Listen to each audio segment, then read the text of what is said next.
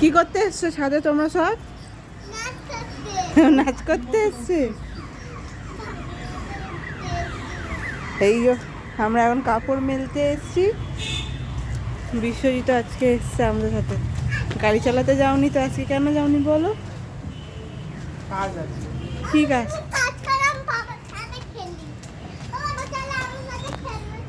Good morning সবাইকে। আজকে আমরা ছাদে 3 জন মিলে কাপড় মেলতে এসেছি।